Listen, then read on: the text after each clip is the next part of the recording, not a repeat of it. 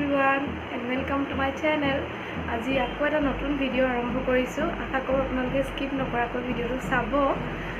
আৰু আজি এতিয়া 10টা বাজি গ'ল, মই গা চা ধুই আজৰি হ'লো আৰু এতিয়া যাম মই খুৰাহঁতৰ ঘৰলৈ, মানে আজি ভাতৰ নিমন্ত্ৰণ আছে।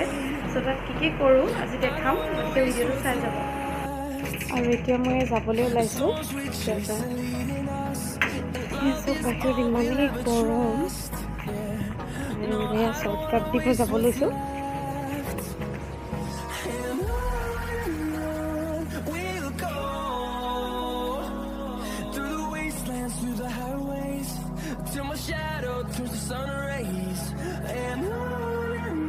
মই আহি পাই গ'লোহি। এইটো বহি আছে চব।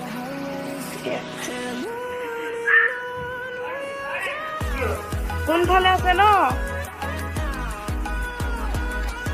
এই আছে পাকঘৰত ৰান্ধনি। এতিয়া এয়া প্ৰচুৰ গৰম আৰু ৰাইজে এয়া খাই আছে চৰবত আৰু এইফালে চাহ। এয়া ময়ো খাব লৈছো চৰবত। এয়া চবে বহি এতিয়া খাই লওঁ।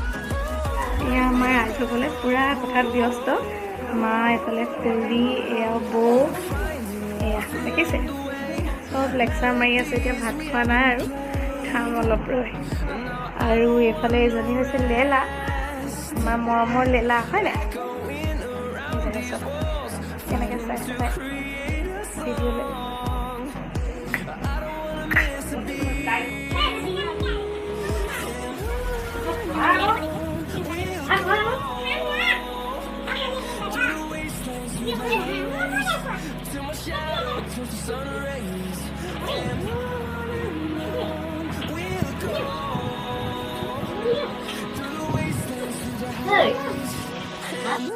আৰু এতিয়া ভাত চাত খাই আজৰি হ'লো, অলপ জিৰালো আৰু এতিয়া আছে মেহেন্দি আঁকিবলৈ। এয়া মেহেন্দি আঁকিবলৈ আমাৰ ৰাইজ ব্যস্ত, বহি আছে পূৰা সাজু হৈ। আৰু ইয়াত এটা মেহেন্দি মোৰ হাতত আৰু এতিয়া মেহেন্দি আঁকো।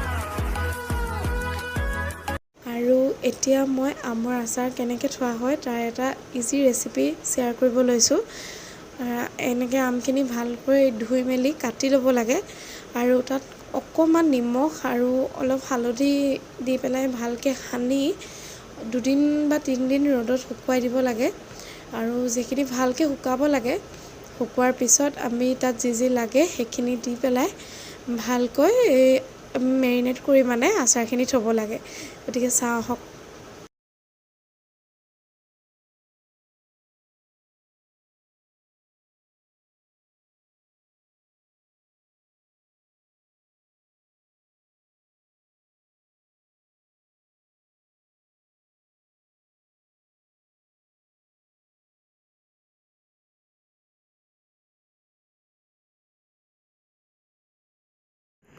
এতিয়া আমি আমৰ আচাৰখিনি কেনেকৈ বনাম লৈ লৈছোঁ বস্তুখিনি। এইখিনি হৈছে ৰেড চিলি, এয়া নিমখ, এইখিনি নহৰু, এয়া কালজিৰা, এয়া সৰিয়হ, এয়া জিৰা, এইটো হিং, এইখিনি চফ। তাৰপিছত এইখিনি বাকলি নথকা আমখিনি যিখিনি পিহি লোৱা হৈছে, এইখিনি গুড়, এয়া মিঠাতেল আৰু এয়া হৈছে বাকলি থকা আমখিনি। এই 2 ধৰণে আচাৰটো বনোৱা হ'ব। আৰু এতিয়া আচাৰৰ কাৰণে আমি তেলখিনি এনেকৈ গৰম কৰি ল'ম অকণমান। আমি সৰিয়হখিনি অকণমান গৰম কৰি ল'ম, মানে অকণমান গৰম ভাৱটো আহিবলৈ দিম। আৰু এয়া জিৰা আৰু চফখিনি অকণমান গৰম ভাৱটো অহালৈকে এনেকৈ ভাজি ল'ম।